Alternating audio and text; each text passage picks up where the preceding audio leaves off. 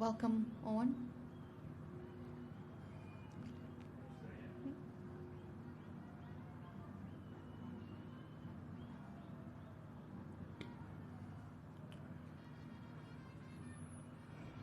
Hello, hopefully you can hear me on the Zoom chat.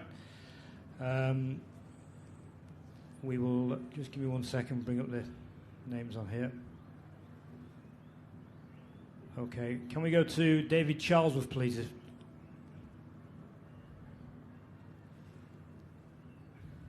David, are you there?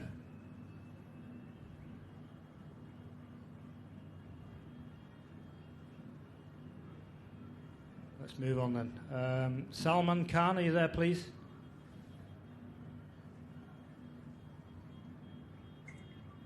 Thank you. Eoin, England bowled very well in the first power play overs, but the middle overs things were not going your way. What do you think that what was the turning point of the game? Here, I think it was a very closely fought game right throughout. I thought Jimmy Neesham was probably the only guy that came out and showed an ability to strike the ball cleanly from ball one. I think when you look at particularly our innings, our six hitting ability within our squad is quite strong, and the indication that the guys didn't feel like that they could clear the ropes due to the nature of the pitch was a good indication that it wasn't coming onto the bat that well. I think that continued throughout the Black Caps innings until he came to the crease. We're going to take a room from inside the room. Go ahead, take a question here. Tough luck, Morgan. This is Jamil Hasan from Mashriq TV.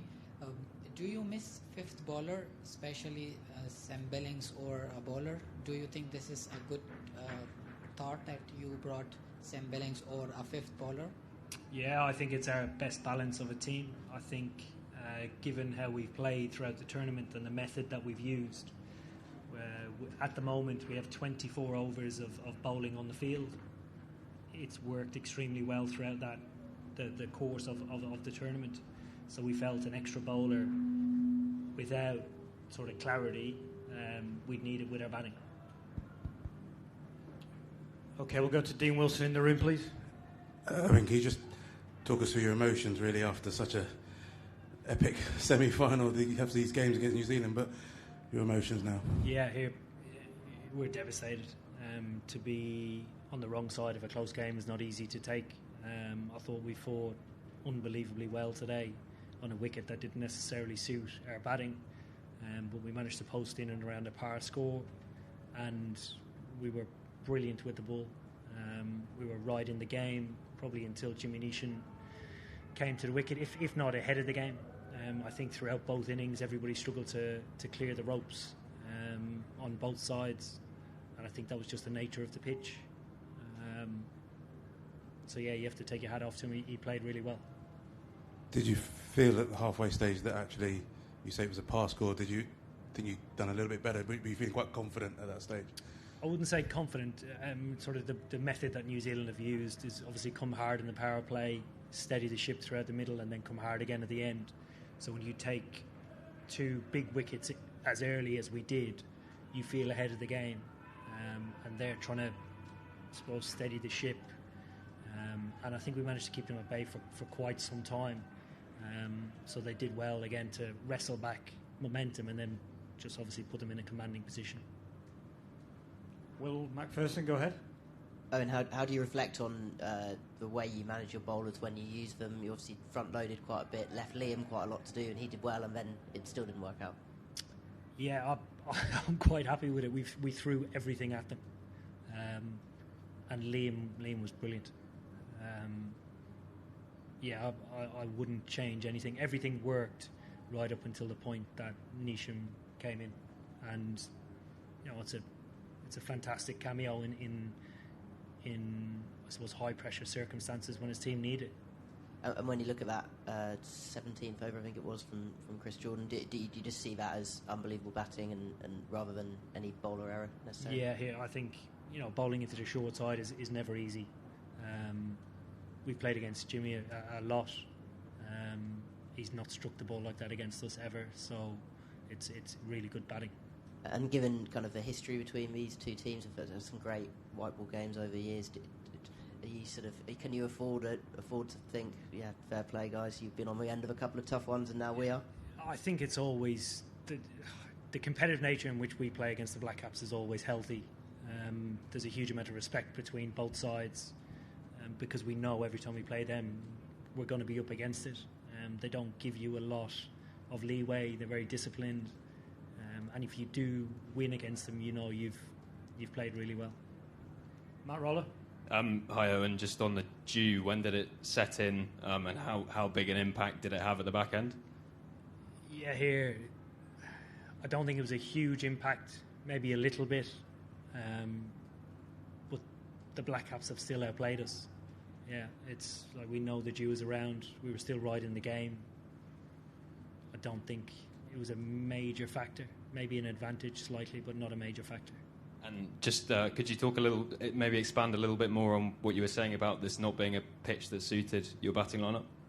Yeah, of course. Here we like pitches where you can free yourselves up and get after the opposition. Today we didn't feel as if we could do that. Both the pitch being a little bit slower, but also full credit to the Black Caps. They were very disciplined. They in the lines and lengths that they bowled, their use of slower balls, and their spinners bowl well. So. Yeah.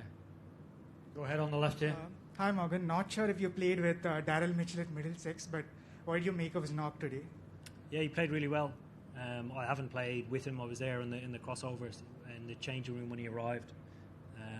He's a lovely guy who has developed a little later than most international cricketers, I'd say. So he's played a hell of a hand today. He's played really well against the number one side in the world and taken his side right to the final. So, yeah, well played. Any more questions in the room, and then we'll take two more on Zoom. No? Okay. We'll go to Vishesh ANI, please. Hi, Eoin. I just wanted to ask how impressed have you been with Liam Livingstone's bowling, because it was his batting that was being talked before the tournament started, and is it fair to say that his bowling has really come through the ranks in this tournament? Liam takes the new ball for Lancashire. He plays makes a huge impact with them. Obviously, with 100 playing for the Birmingham Phoenix, he does a very similar role. People call him a part-timer. He's not. He's an all-rounder. We trust his bowling a lot. Can we go to Jeremy Langdon, Sky Sports News, please, and then we'll finish off with one more after that. Go ahead, Jeremy. Yeah, hi Eoin. Just at the end of the day, how much do you think the Roy and Mills injuries cost England in this World Cup? I don't think you can put a measure on missing a player. I think the 11 guys that took the field today gave absolutely everything. I'm extremely proud of the performance that they put in.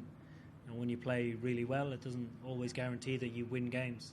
Unfortunately, we found ourselves on the wrong side of a really tight game today. And last question from Srinjoy at Sportskeeda. Go ahead. Hi, Eoin. You mentioned about the pitch being slow, and when it's the case, I mean, it's ideal to maximize the power play, but here England had a comparatively slow start with 13 runs coming in the first 3 overs. So was there a conscious plan to negate the swing early on and then unleash, or was it completely circumstantial and the Kiwi bowlers won the money straight away? Yeah, completely circumstantial. Obviously, naturally, we play quite an aggressive game.